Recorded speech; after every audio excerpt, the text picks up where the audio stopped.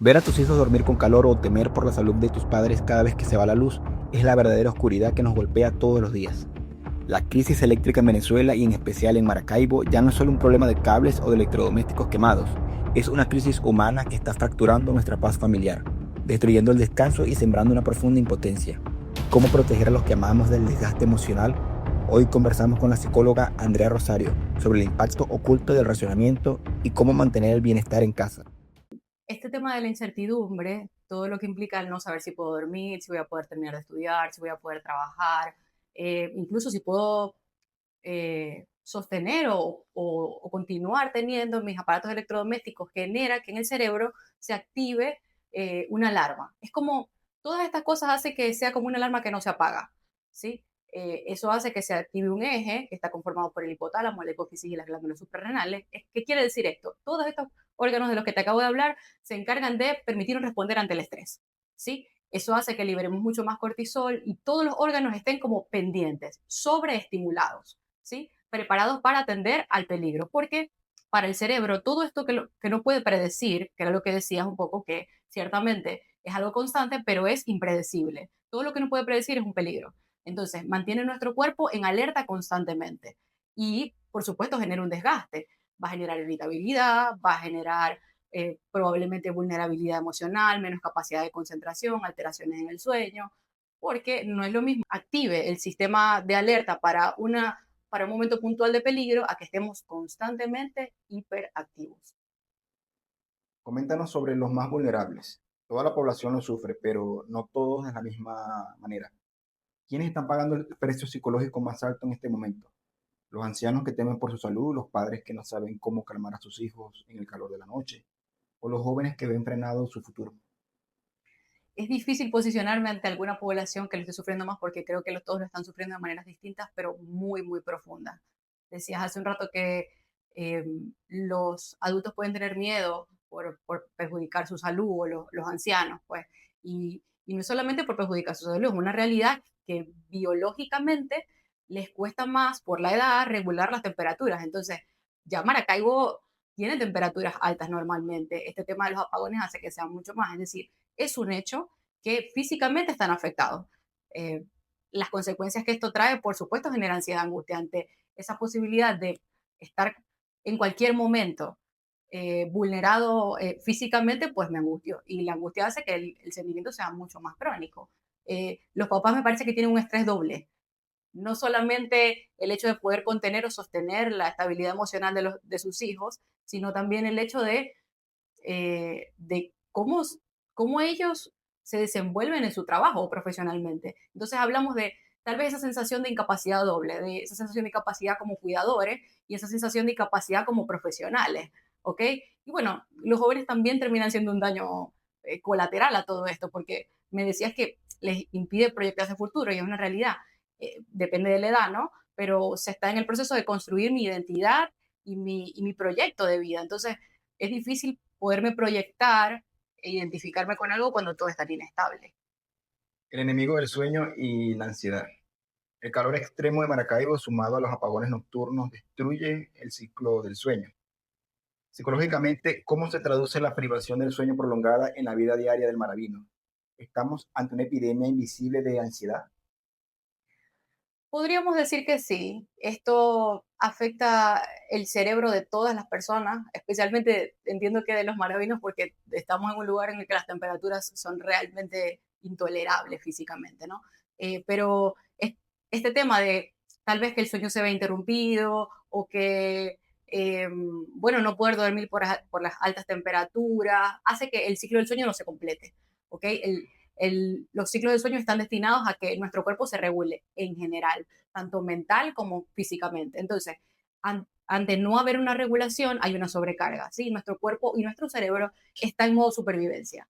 Por eso vemos que hay constantemente, o en nuestra cotidianidad, más personas irritables, más personas con eh, baja tolerancia a la frustración. Ante cualquier cosa se detonan emocionalmente, tal vez hay respuestas hostiles, ¿no? Y lo podemos ver, cualquier persona lo puede ver, porque salimos a la calle y nos damos cuenta que en cualquier lugar nos conseguimos tal vez con respuestas que consideramos que no son adecuadas para lo que está sucediendo, pero viene de eso, de que nuestro cerebro está sobrecargado, está en modo supervivencia.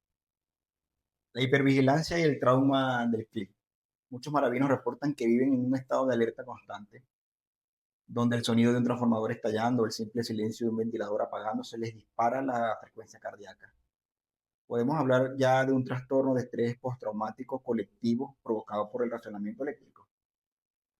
Clínicamente no cumple con el diagnóstico, porque cuando hablamos de estrés postraumático hablamos de un evento puntual que es como fulminante y en torno a eso se genera como esta sensación de ansiedad ante la idea de que pueda volver a suceder. No estamos hablando de un solo evento, sino de muchos eventos. Entonces podríamos hablar de más bien como respuestas traumáticas repetitivas, ¿sí? Porque son muchos eventos estresores en la cotidianidad o constantemente en nuestra cotidianidad que se van acumulando en el sistema nervioso y por supuesto eso tiene su eco, ¿no?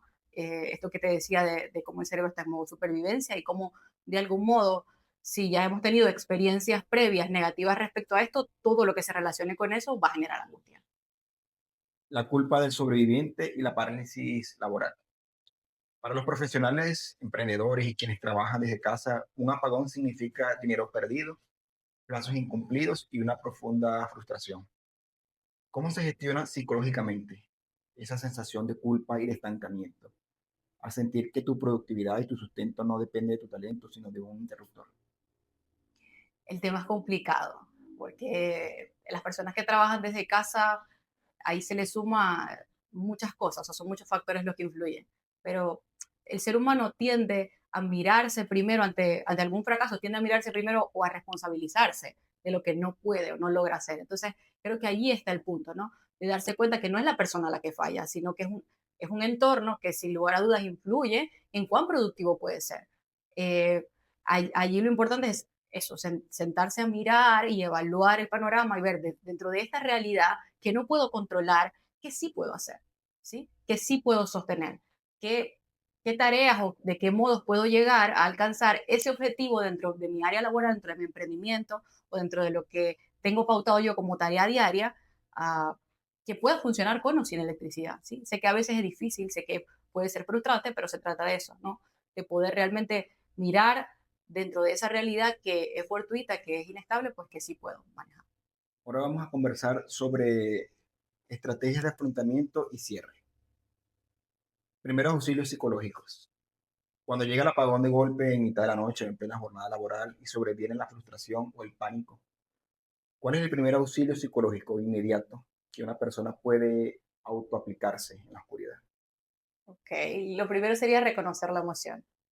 Usualmente escuchamos, bueno, pero no pasa nada, tranquila, eso pasa todos los días. Y un poco todas estas frases lo que hacen es invalidar lo que está sucediendo. Es una realidad que sin luz podemos sentirnos frustrados, cansados, molestos, bueno, un sinfín de emociones desagradables, ¿no? Entonces lo primero es reconocer que estoy sintiendo. Estoy molesta porque no voy a poder dormir. Estoy frustrada porque no puedo terminar lo que sea que estaba haciendo. Eso es lo primero, reconocer la emoción, tal vez tomarme un espacio para... Eso creo que está muy relacionado con lo que te decía anteriormente, ¿no? Tomarme un espacio para, dentro de esto que me está pasando, que no me agrada, que me saca de mi planificación, ¿qué puedo hacer? ¿Sí? Eh, Habrá momentos en los que tal vez no pueda resolver, no pueda hacer más. Entonces, mm, creo que allí se trata también de, como de no sumarnos angustia, porque el problema es que ante esa necesidad como de cumplirlo todo y de hacerlo todo tal como lo planificamos, en esta realidad solo, cuando mantenemos la rigidez y no hay flexibilidad, más sufrimiento hay. Y realmente, aunque sea duro, en este contexto necesitamos demasiada flexibilidad para poder mantenernos estables. Entonces, lo primero sería reconocer la emoción, tomarnos un espacio para respirar, para tal vez separarnos de ese lugar en el que estábamos trabajando o haciendo lo que sea que vamos a hacer, ¿no?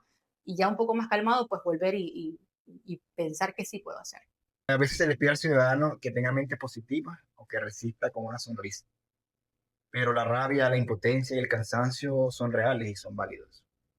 ¿Cómo se gestiona esas emociones negativas sin dejar que te destruyan por dentro, pero tampoco creyendo en ese optimismo tóxico que niega la realidad? Ok. Dando lugar a eso que siento, reconocer qué consecuencias tiene esto que está sucediendo para mí, ¿no? Y por qué me hace sentir esa emoción. Mm, Se fue la luz y no pude conectarme a una reunión muy importante. Eso me hace sentir muy molesta porque eso me va a implicar este problema, ¿ok? Reconocer, ¿sí? Puedo darle lugar a la emoción, además de reconociendo, tal vez yo siempre le pido a mis pacientes que escriban, bueno, pero no solamente puede ser escrito, sino elaborándolo mentalmente, ¿no? ¿Qué significa esto para mí? ¿Qué quiero hacer yo con esto? ¿De qué modo puedo resolver? Si no puedo resolver, también tal vez puede ser muy funcional hablar con otra persona, ¿no? Lo importante es poder externalizar eso, que eso pueda salir de mí, que no se quede solamente en mi cabeza dando vueltas, porque pasa que esos pensamientos negativos terminan convirtiéndose en un bucle y resulta que puede que no sean solamente esas 4 horas de malestar, sino que se retorne el servicio eléctrico y yo sigo molesta, sigo frustrada, sigo... Entonces, reconocer la emoción, poder dentro de esa emoción, qué es lo que eso implica para mí, y si es posible compartirlo con alguien para un poco bajar los niveles de ansiedad o de angustia. El gran enemigo de la salud mental es el no saber. No saber a qué hora se va la luz, cuándo vuelve, a qué hora es la cantidad de equipos dañados que se pueden afectar. Psicológicamente, ¿cómo podemos construir pequeñas certezas o rutinas dentro de un día a día que es completamente impredecible? Ok, has dado en el clavo. Creo que lo que más le angustia al ser humano es no saber. Y ante el no saber, evidentemente hay malestar. Por eso le encanta planificar. Em, yo diría que dentro de esta situación tan inestable, lo ideal sería poder crear micro rutinas que podamos sostener haya o no haya electricidad, ¿sí?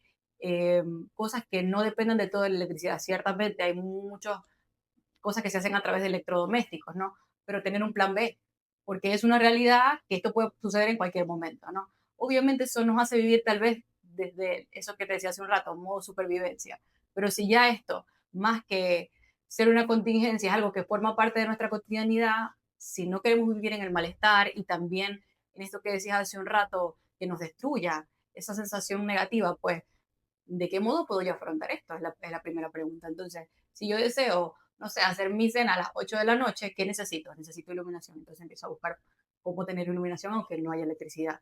Y así, pues irme preparando de algún modo para sostener esas pequeñas cosas que para mí son muy importantes o vitales, que eso es muy singular, para ti puede ser algunas cosas y para mí otras, en mi cotidianidad.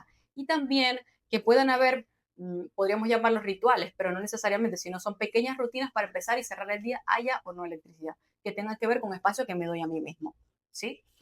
¿Cuál es el mensaje final para los maravinos y para los venezolanos que diariamente pueden pasar de 4 o 6 horas sin electricidad? ¿Y por qué es tan importante acudir a una consulta psicológica en este contexto? Ok. Bueno, lo más importante es poder validar la emoción. Y lo repetí muchas veces porque creo que la realidad que vivimos en la que necesitamos ser productivos, poder con todo, resolver, ¿sí? Muchas veces nos hace dejar a un lado la emocionalidad o vivir eso que estamos sintiendo porque necesitamos hacer, necesitamos continuar, ¿sí? Y muchas veces ese querernos hacer fuerte todos los días, todo el tiempo, termina pasando factura, ¿ok? Entonces, esa es la razón por la que es tan importante poder dar un espacio para sentarme y decir simplemente estoy cansada, no puedo más con esto hoy y descansar si lo necesito, o tomarme un espacio o poder conversarlo con alguien, ¿sí? Me hablabas de la consulta psicológica y ciertamente la mayoría de los psicólogos decimos todos deberíamos ir a terapia, ciertamente es una ayuda, ¿no? Pero sí creo que ante este tipo de situaciones que exacerban la emocionalidad negativa o el malestar, pues termina siendo a veces importante canalizar. Y es una realidad que pues muchas veces no tengo los recursos para canalizarlo, ¿no? Cuando estoy viendo que tal vez más allá de si hay electricidad o no, no puedo dormir, cuando en el trabajo tal vez no estoy rindiendo de todo, cuando estoy muy irritable con mis hijos o con mi pareja, ya estamos hablando de que tal vez hay signos que ameritan profundizar y ubicar la causa para poder realmente yo funcionar desde el bienestar. Mantener a una población en incertidumbre constante es una forma de violencia silenciosa. Quienes gestionan el sistema eléctrico deben asumir que la estabilidad emocional del venezolano no puede seguir siendo el precio a pagar por el colapso. Mientras llega la solución, nos toca ser prudentes, proteger nuestros espacios, respirar hondo en la oscuridad y validar lo que sentimos sin perder la cordura. Tu salud mental también es una forma de resistencia. Déjanos tus comentarios aquí abajo y comparte este video.